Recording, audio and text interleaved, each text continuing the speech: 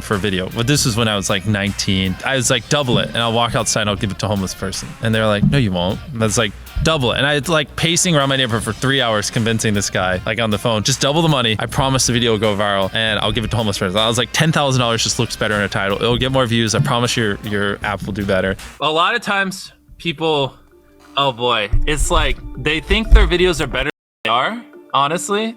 And tell them, Jimmy, tell them. I mean, they do that, and they have horrible friend groups because you really are like the type of YouTubers you hang around. It's getting people with the right YouTuber friend group that aren't pussies and will actually tell them when their content's bad and like actually roast it and help them get better in a nice, positive way. Basically what I did was I've somehow found these other like 4 lunatics. 3 of us were college dropouts. One was a high school dropout, and one, I don't know, he just like quit his job. We were all super small YouTubers, and we basically talked every day for 1,000 days in a row and did nothing but just like hyper study, like what makes a good video, what makes a good thumbnail, what's good pacing, like how to go viral. We would just get on Skype every morning, and like some days like I'd get on Skype at 7 a.m. and I'd be in the call until like 10 p.m. and then I'd go to bed, I'd wake up and I'd do it again. We'd do things like take 1,000 thumbnails and see if like there's a correlation to the brightness of the thumbnail to how many views it got. Imagine a world where it's just you working solo and you work 12 hours a day every day for like a year. And you're just grinding, you make a mistake, you learn from it, you grind, you make a mistake, you learn from it, and you do that for like a year.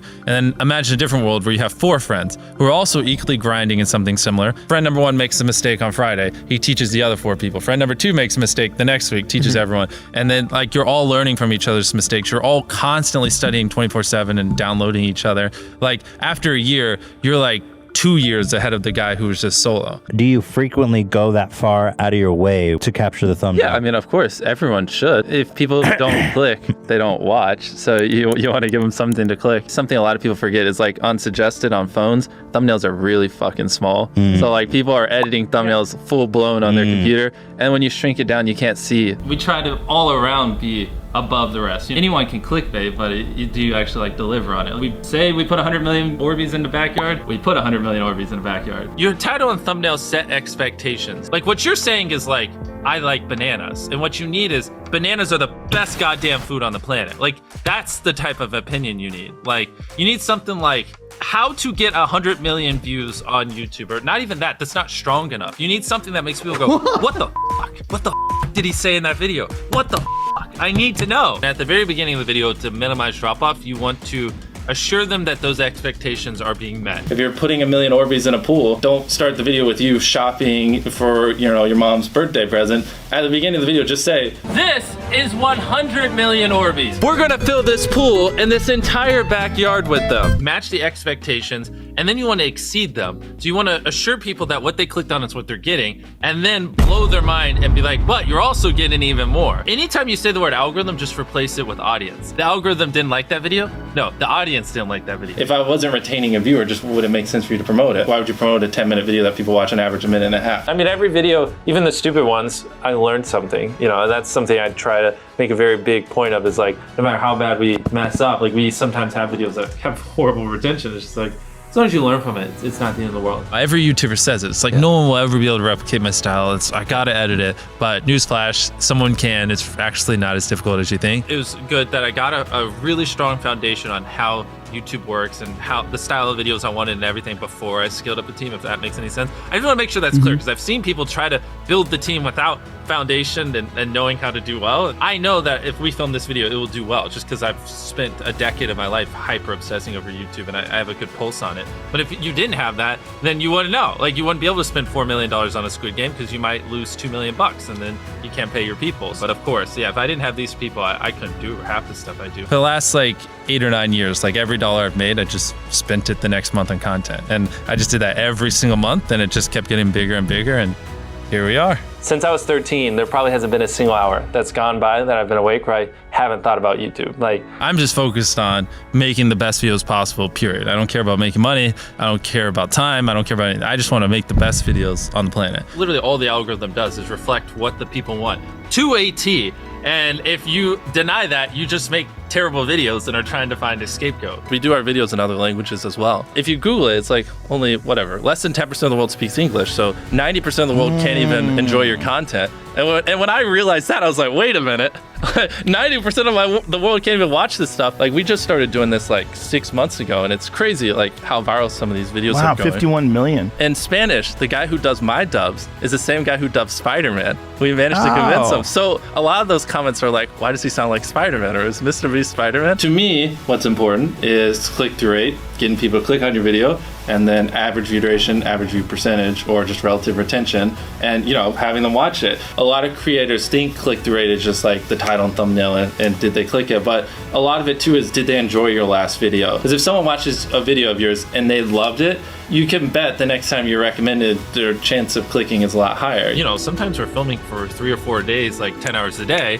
30, 40 hours of filming plus months of setup, whereas most creators probably film for a couple hours and set up for a day. Outside of just filming, we brainstorm video ideas, relentlessly, hours every day. By always doing all those things, it just distinctively sets it so far apart that it's basically, in my head, it's like, why would you not watch it? Viewers aren't stupid. They can tell when you half ASS, I don't know if I'm allowed to curse, a video, or if you really put in effort. And if they can tell you're putting in a lot of effort, they're gonna be more likely to click on future videos. And that snowballs. And because once you build that trust, they get to a point where it doesn't matter what you upload. They just know it's high effort and they just know it's great. And they're just conditioned just to watch because you have a good track record. And so with filming, it's just like trying to make sure we're doing everything we can, no matter how expensive it is, no matter how much time it takes, to make the best video possible. A lot of people, if they gave away 100 grand, they would make a huge deal about it. But sometimes we're just like, yeah, here's 100 grand. Thanks for watching, bye. Doing it that way makes it more fun and just more interesting. So I like to keep a little bit of it mysterious because I think that's what people enjoy. A lot of people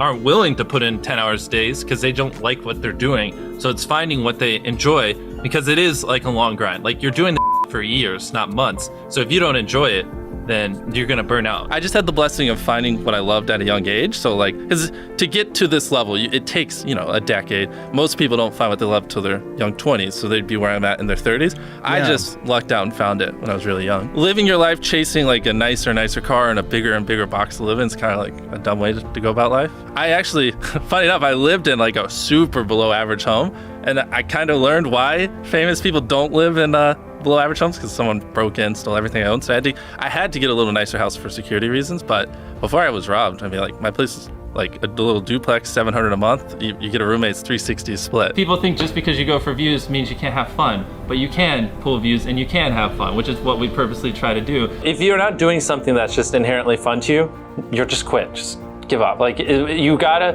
at least semi-enjoy what you're doing, or you're gonna quit long before it gets to the point where it brings in money or whatever else could be driving you. So find what you love, and then I would just hyper obsess. Make sure no one doing what you're doing is doing it better. Make sure the videos are as good as possible. You can be motivated by more than one thing. I'm motivated because I want to support my mom and my family. I'm motivated because I want to employ my friends and help them. I'm motivated because I want to help other people. I'm motivated because I want to be a YouTuber. I feel like that's another misconception. You can have lots of things that drive you. Absolutely. Yeah. Absolutely. So there's just tons of stuff that drive me. And everything drives me to wanting to be a YouTuber, so I kind of obsess over it. For the people that are willing to be coachable, I would say just education. There is a lot of misinformation out there that people live and breathe by, the weirdest stuff. I gotta upload at midnight on Wednesdays or my videos don't do well. It's just dumb stuff like that they don't realize how badly they're handicapping themselves. Some minor tips I could give is if somehow you could have a payoff at the end, then more people are gonna watch to the end just to see what happened. Whichever one of these 456 people survives the longest wins 456 grand.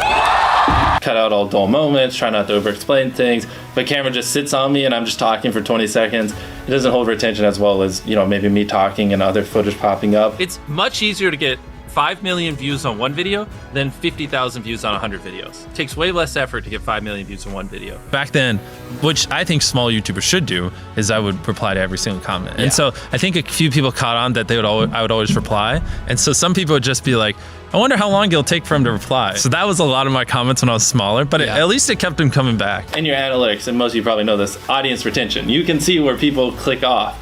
Just literally go through your last 50 videos, write down where everyone clicked off, and then just don't do those things again. But wait a minute, Mr. Beast. What if I don't know how to actually improve my average view duration? How do I know where to start? What if I'm just a noob? Well, in order to better retain your viewers, it's first helpful to have a really deep understanding of how they experience YouTube, to put yourself in their shoes. And in this video, I explain 5 simple steps that will help you do just that. Check it out. So you want to know where to invest $1,000 right now? Well, forget about stocks, real estate, or cryptocurrency. There is a little known trend taking America by storm right now called digital real estate.